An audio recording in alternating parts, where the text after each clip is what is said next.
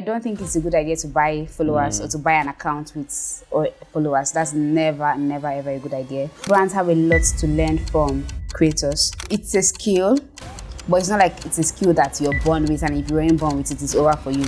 If you take out time to just study the work, like study what is out there, what they've put out, you begin to see the method, and then you can then now pick out the fundamentals to apply to what you're trying to do. A lot of brands create content from a selfish point of view. Just start and just do stuff.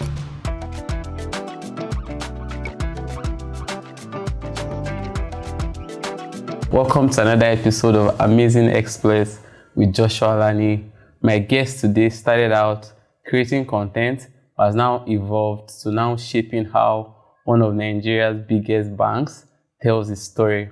Her journey is not just inspiring, it's strategic. Blessing is not just a storyteller, she shapes perception. Welcome to the podcast, Blessing.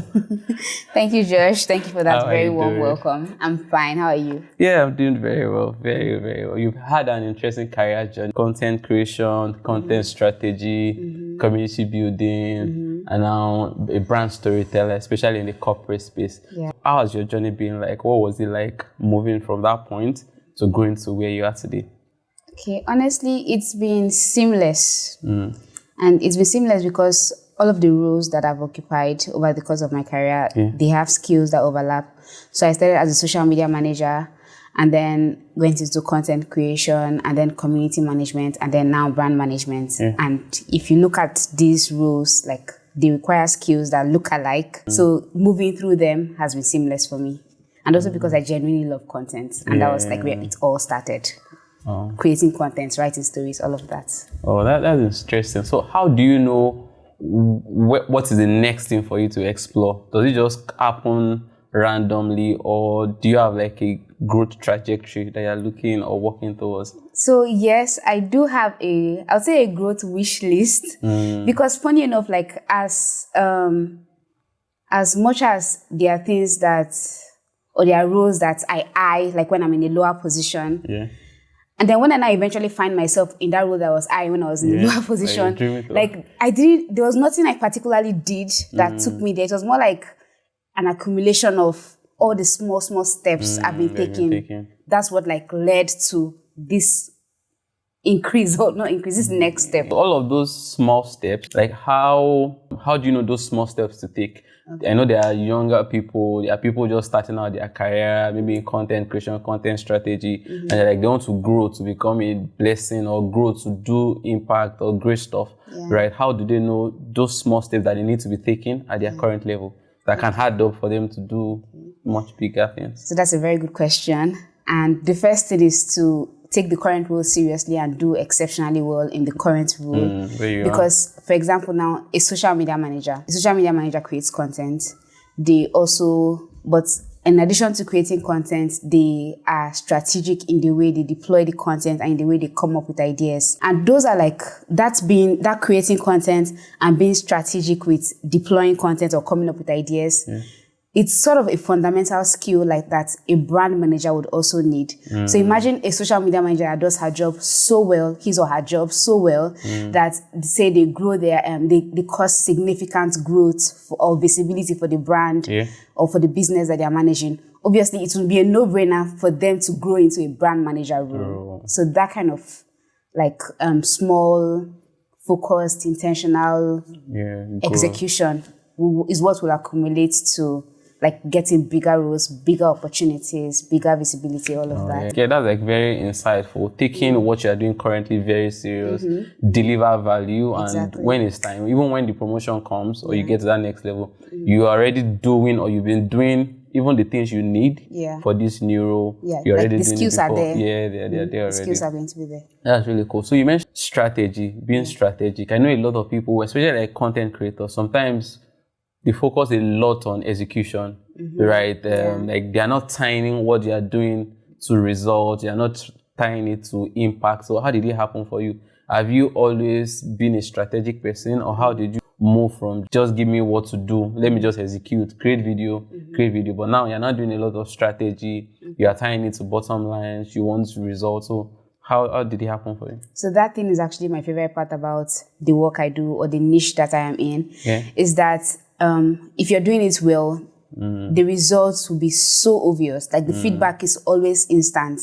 Like if the content is good, people will give you that feedback through comments, likes, shares, follows, all of that.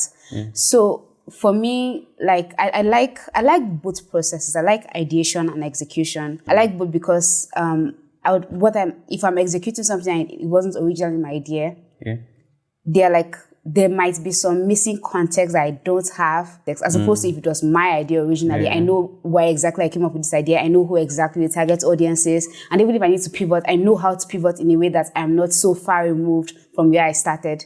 So I would say that because the results, if you're doing a good job, the results are instant. Like the people that you wrote that content for, the people you made that post for, they will comment, they will like it, they will share. And if it didn't quite hit the mark, and you didn't get as much likes and all of that, that's also feedback that you can then take to say, okay, this kind of stuff doesn't work. Or, okay, maybe next time I should do it a different way. I should use a different kind of wording or even present this information in a different kind of format. Like say, instead of a video, I could do a carousel. Or instead of a single post, I could do a video, that kind of stuff. Vanity metrics. There are some set of people that will just believe that does not indicate the true impact or maybe how healthy a brand is or a product is. What do you think about it? Do you think that chasing vanity metrics, is this something that should be chased? Is this something that if, let's say, you put out something, you're not getting enough likes and comments, is it commensurate to how well the brand is doing? Is this something that should be pursued? So for some brands that have, say, a product or a service and their measure of success is how many signups they get downloads or users or all of that, they can use that for their success metric. I wouldn't say likes and comments, as long as you're not buying likes or comments, as long as like the post on itself generated those number of likes and comments. I wouldn't call it a vanity metric. If there's a clear measure of success, which is say app downloads or signups or transactions, all of that, then it would make a lot of sense for every other effort to be aligned in a way that is what you're working towards. Like that is the goal. Like say if you made a post, like you're not just making the post to get people to like and share it, you're also making it to get them to download the app or to sign up or to buy something. I'd say that is how to work around it. But I don't think as long as it's organic, likes and comments and all, that's a good measure of how well a brand is doing on social media. Yeah, pretty interesting. I agree with that. Organic, inorganic. There are people that they buy accounts, buy followers. Exactly. And it's always so clear because then you have 100K. Yeah, and then you now see the number of comments, 2 comments, 3 comments, and all of that. I don't know the exact reason why they do that. Because sometimes, you know how maybe, will I say Nigerians, or sometimes people, you want to say that, oh, this brand, do I want to do business with them? Maybe if I see 50K followers, maybe it shows that maybe a bit of trust. Or what do you really think? Is this something that businesses or startups should do? What are the like downsides and upsides? I don't think it's a good idea to buy followers or to buy an account with followers. That's never ever a good idea. It's always, I think it's pretty easy to build up your own followers from the ground up. Because then when you take it's a longer route, but it pays off in the long run. Because then these are people that know their accounts. They know, and they have a relationship, we've established a relationship with them. So that even when they see that, then in the real world, when they see the product or the service or an ad or anything, they are more primed to convert. As opposed to say they woke up one morning and say that, oh, I'm following this account, I don't even know who they are. Exactly. Different and they won't even engage. They never engage, unfortunately. So I think every brand should invest in building their own following, their own organic following, and establishing that relationship with their audience. It really helps. It's a good investment. I absolutely agree. So you've worked with startups and probably working with one, like a bigger, much more bigger company now, right? So content strategy, content creation, storytelling, where do you think a startup should focus on? They have limited budgets, limited resources. Storytelling can be a content strategy. So I don't think they are like they are so separate that it's impossible for the brand to do all of them at once. Like if you're creating content, you should definitely have a strategy behind it. Like your strategy is what tells you that this is what I'm trying to achieve and this is how I'm going to achieve it. So they can a brand, no matter how small, even a single person, influencers have content, like they do all of it for their pages and it works. So I think every startup should take it seriously. So then what it then comes down to is like being smart enough to come up with a strategy that works, that will give you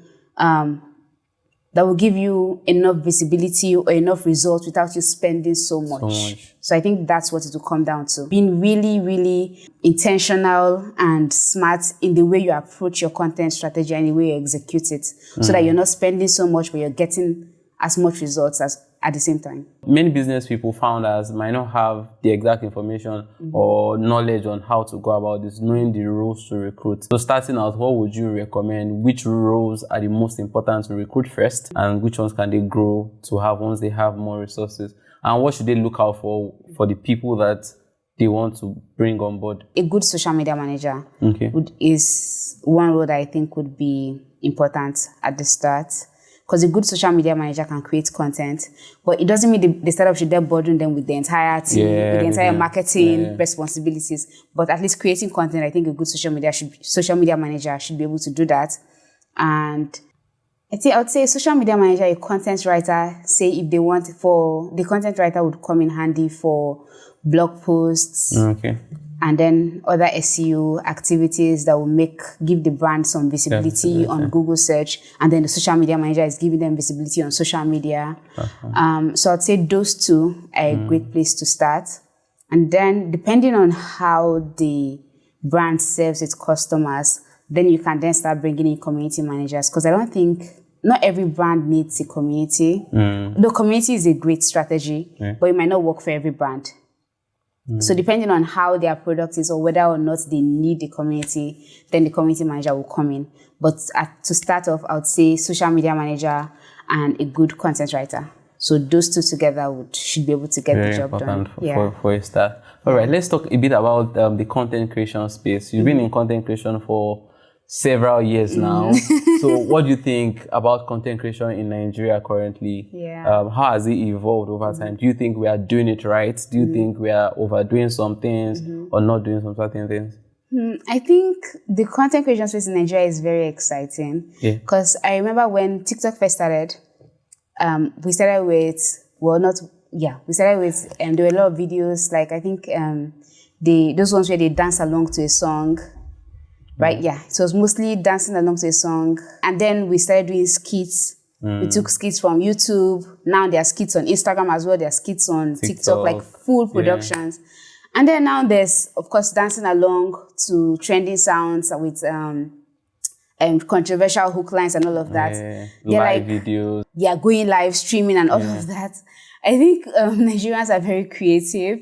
And the content creation space, it keeps evolving. Like trends come and go. Like creators are constantly introducing new content delivery styles that is working, that does well. So I'd say the content creation space in Nigeria is very exciting. I think it's heading in an interesting direction. Like there was this, I think just yesterday I saw a video of a creator that recreated Beyonce's music video, and she did really well. And I've seen other creators do that kind of content, and I'm sure that cost her a lot because there was like the cinematography was on point. She had backup dancers, she had the outfits, all of that. That's a lot of resources into just one video. And she got a lot of engagement on it. So imagine like if she then decides to use that energy to start making like short films, like really short films, that's where all the entire action, everything happens in say 5 minutes. That would be an interesting niche too. So I think I'm very excited to see what else our creators have up their sleeves because they are doing well.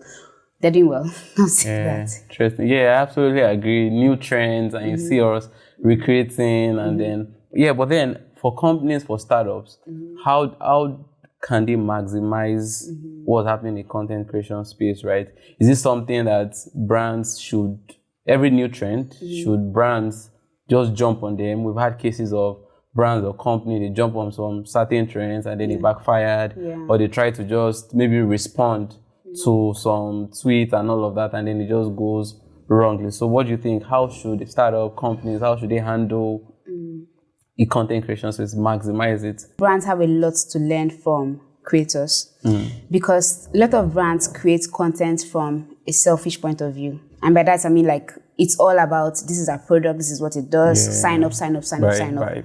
But nobody's coming on social media to be sold to. You still have to entertain, you have to educate to catch that attention and then try to start converting them into your customers. So I think one thing that brands can learn from creators is how to create content that is just engaging, that is just relatable, that people just will watch till the end, or that will comment on or share without you nudging them or guilt-tripping them or anything. They just do it because they genuinely found this engaging. So that's one thing that brands should learn. And then when it comes to jumping on trends, I think the brands that do it wrongly are the brands that don't know who they are. Like, as a brand, you should know what your personality is. Like, aside from the logo and the colors and the fonts, there's also the branding, like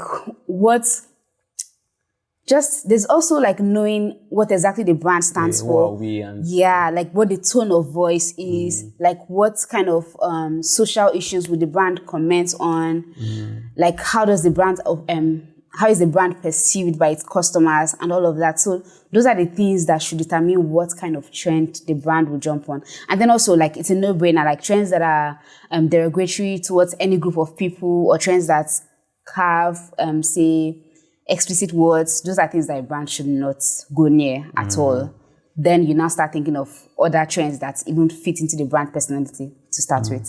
So I think that's why some brands fail with jumping onto trends, because they're just looking at getting visibility no matter how it comes, without taking into consideration what their own brand personality is, and like if the trend makes sense for them as a brand. Instead of just jumping right into it. What are mistakes that probably you've seen companies or founders make that, in a bit to maybe try and engage people, have like impacts negatively on their brands? Have you seen like mistakes or common mistakes that companies or founders make that most times instantly kills audience interest, even though they are trying to get the interest or buy their engagement or get them to interact? Yes, there was one, I can't remember the details correctly, but there was this brand that got a lot of visibility from Biomi's founders interview, I think. I think they have, the product was something around apartment renting or something. And people were giving them feedback on Twitter, and then they were just being sassy with their responses. And I get that, like, of course, like when you're a brand and you've invested so much time into building the product, people just bashing at that point in like time. You feel defensive.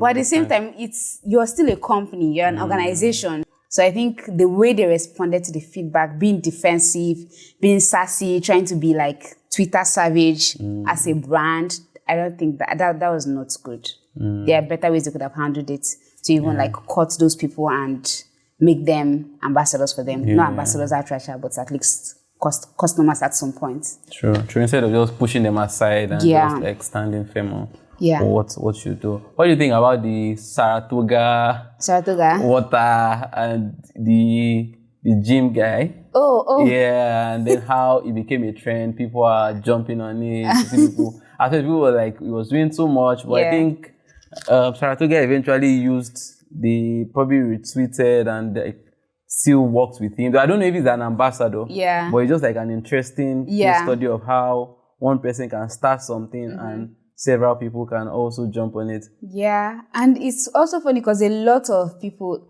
were calling him cringe. But if you but at the same time, he has his audience, which is funny. Like, as much as a lot of people are seemingly turned off by his content and his delivery and all of that, he still has an audience. Like, imagine if you listen to them, I was like, okay, people are calling me cringe, let me just stop. Let me just stop. Let me call it a day and just pack up and leave social media for them. But he's still there. He's still doing his videos. He'll probably still be doing his morning routines. I don't know if those are I saw Mr. Beast recreated it together with him. Even Ed Sheeran jumped on the trend. Like, Ed Sheeran did a morning routine like that. I think he has found his niche. I don't know where the niche is taking him to, Sha, but he has found a niche. Anyway, it takes him to. Yeah. That's like super cool and interesting. Yeah. How do you make storytelling strategic? Yeah, I know that there is one place of just like creating content. You just like want to engage. You just want to create stuff for your fans and all of that. But then you're in a place where there has to be a lot of strategy. Yeah. You can't just say, my company, let's do this, without backing it up that we need to achieve this and this. Yeah. So how do you make your storytelling strategic? I'm actually always thinking of results when I'm creating content. Like every single content piece, maybe even if it's not like, say, this is to drive sales, it should be to drive engagement or to be relatable to our audience or just to engage them in some kind of way. But every single piece of content that we'll put out is strategic. Like, I don't mean that as far, we sit down, we calculate and do the math and everything. No, it's just we think, okay, this is, somebody will find this useful. This is relatable to somebody, or this will teach somebody something. So for storytelling, one of the best place, a good place to start is to think of the audience, like think of zeroing on your target audience and give them as much detail as possible. Like who is your target audience? What is their agenda? What is their age? What do they do for work? How do they make money? How do they like to spend their time? When they come on social media, which pages do they like to spend time on? Which influencers do they follow? Which blogs do they follow? What kind of news are they interested in? Like when you think of your target audience as a person with all of these quirks and personalities and needs and all of that, desires, all of that, you then know what kind of story to tell that will hit the mark for them, or what kind of story that they would care about, and then how to bring in your brand into that equation such that it's like it makes sense in their world and it captures their attention. So I think that's what some people miss, and that's why they may not be getting the results they want from storytelling, is that they've not taken the time to know their audience and to write stories that cater to their audience. How do you take a raw idea, maybe just a product or just a brand, and then create something that is compelling, or create a compelling narrative out of something that just seems basic? Because I love maybe context. So I love how maybe chess in slums, for example. I love how teaching kids about chess is able to like create something that people can resonate with. I'm sure he's not the first person to start teaching chess to children. But how can you just take a raw idea and create a compelling narrative out of it? So it's a skill, but it's not like it's a skill that you're born with, and if you weren't born with it, it's over for you. No, it can be learned, but you just need to like take out time to observe the brands that are doing so well with storytelling. Like you mentioned, chess in slums. Whenever Tunde does a tweet or a thread on Twitter, it's a story he's telling, either about a child whose life has been changed by chess in slums. Shows where they started, and then shows them where they are now. That is storytelling. And then there are many, many other Nigerian brands and also foreign brands that are doing so well with storytelling. And if you take out time to just study the work, like study what is out there, what they've put out, you begin to see the method. And then you can then now pick out the fundamentals to apply to what you're trying to do. Say, for example, now, if, how do I give an example? Let's talk about chess and slums again. Say, Tunde has many different kids that are under his care, that he's teaching chess, who were underprivileged before, but then now because he's teaching them chess, they're now traveling the world, going for tournaments and getting an education.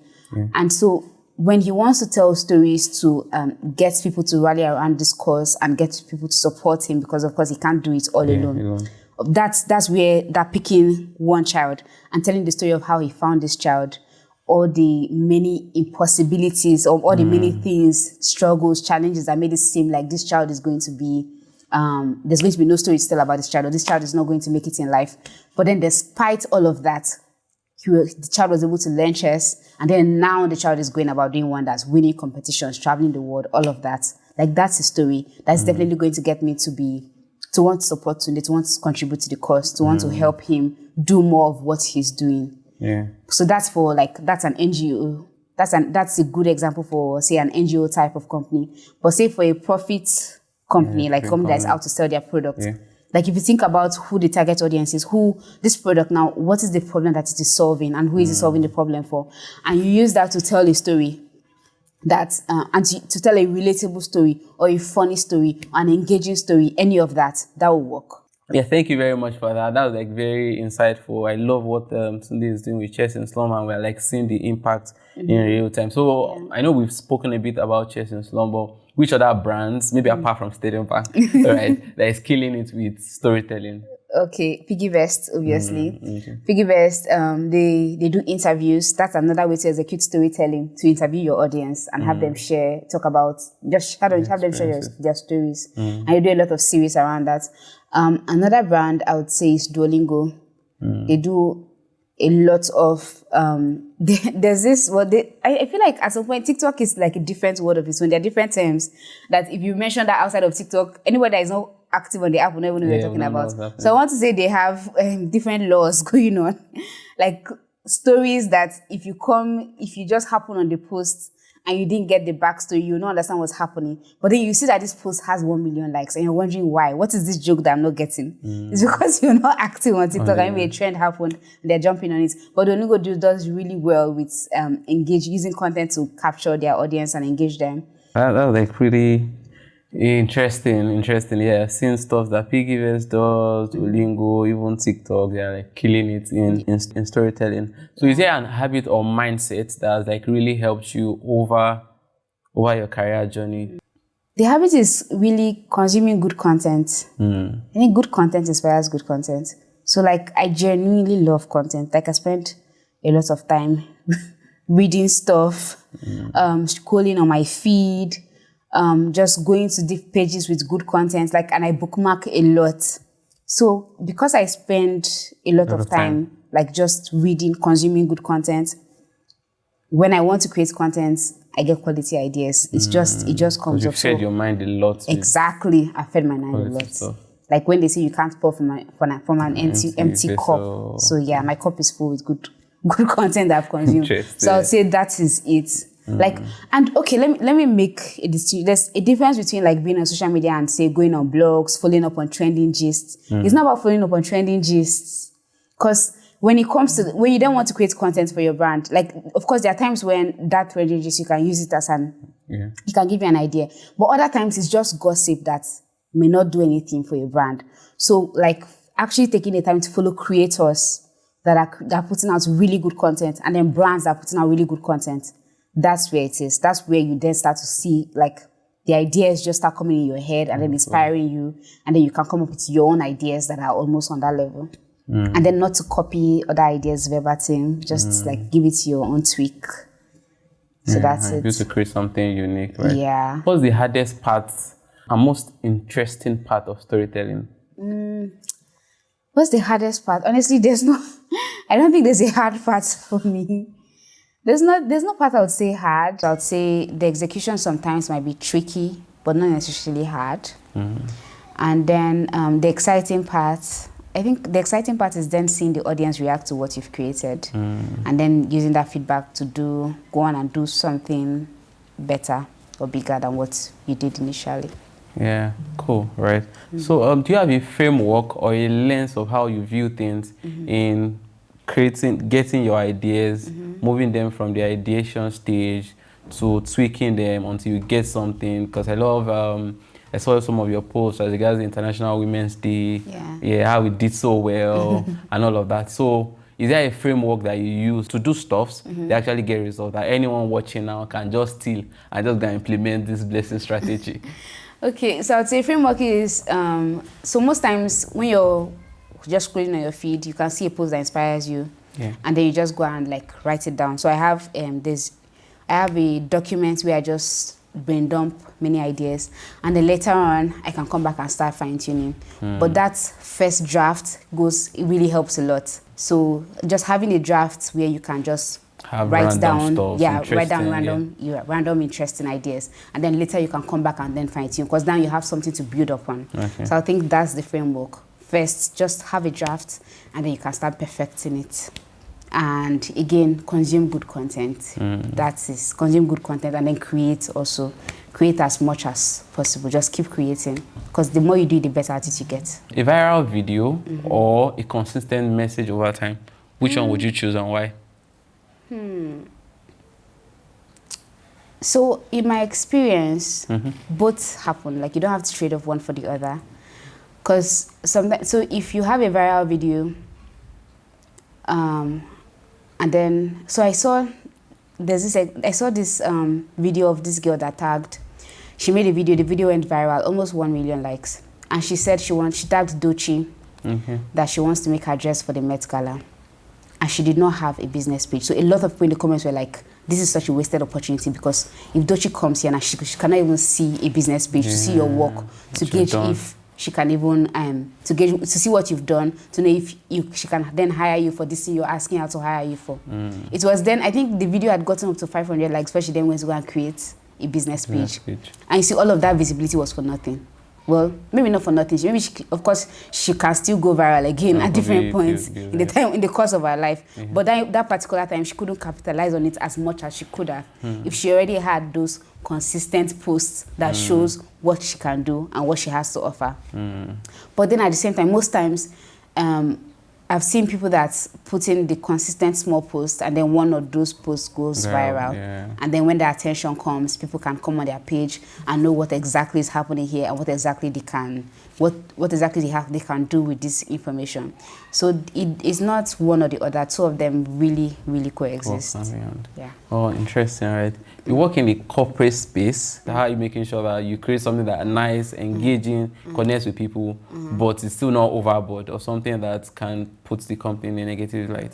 Okay, well, so that's not as hard, because when you think of the things that are overboard, it's things that are insulting, things that are defamatory or derogatory or misogynistic or misandrist, or just things that are obviously, like, anybody can say this is bad, like you shouldn't have, like, this is not good, this is not a good thing to say.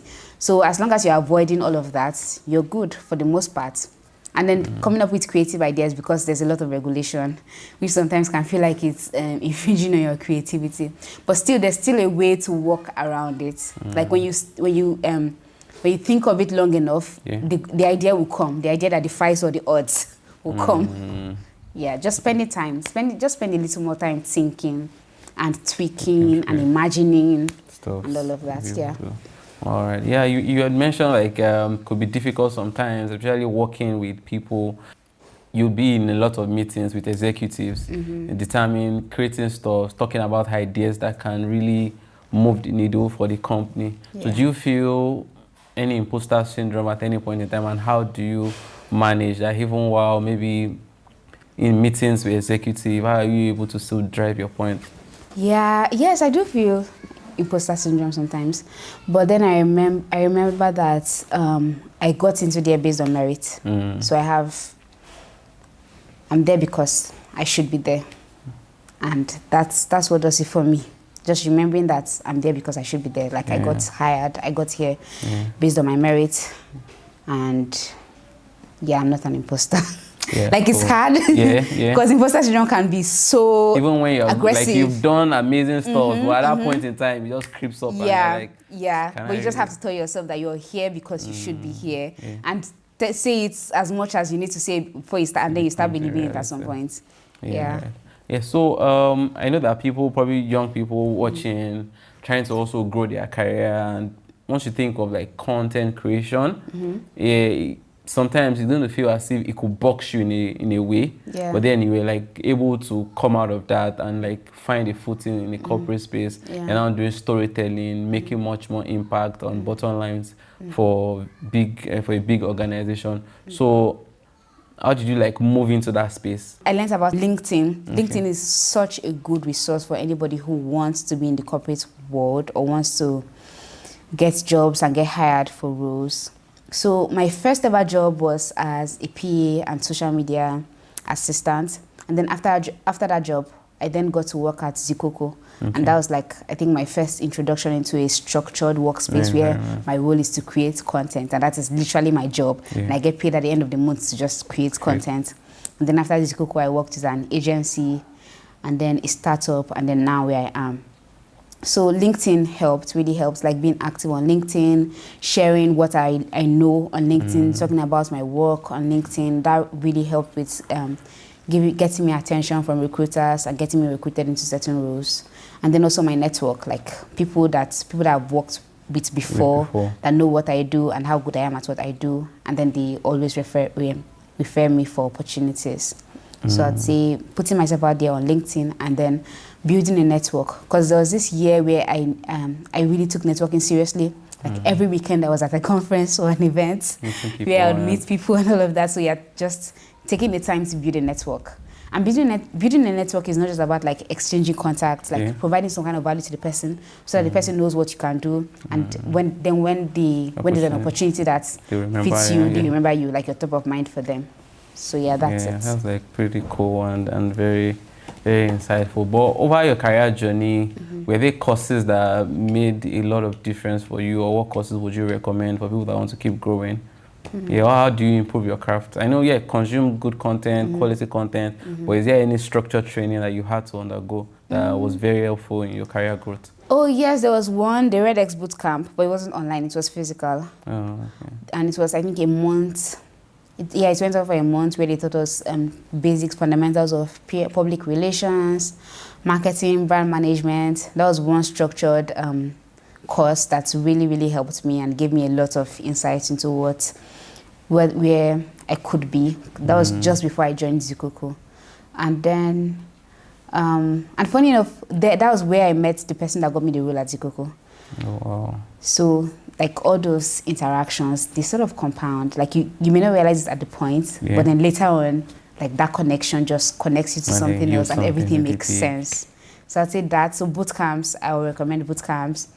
And the free courses on Google, there's one on digital marketing. I think that one's really good as well. And any other course that you can invest in. There was this time I also signed up for masterclass, and that was also cool. Like, they always bring such top-rated tutors there on masterclass. So all of that helped. Oh, interesting. Thank you so much, Blessing. I learned a lot in our conversation. She has taken us through content creation, strategy, and even storytelling, dropping a lot of gems and tips for both founders, CEOs, and even newbies, or just content creators that just want to continue to do really cool stuff. Yeah, but before we wind up and ask a few closing questions, so we'll quickly have a fireside session. Okay. Yeah, just a few questions, and then just give me your answer straight. Okay. All right, without thinking too much. Okay. Apple or Android? Apple. Apple. Books or podcasts? Guys, yeah, you have to pick one. I cannot pick one, Josh. Please don't make me pick one. I can't. Right. It's not impossible. Let me let you go on that. Thank you. One Nigerian brand you admire? Sterling Bank. Oh, wow. All right.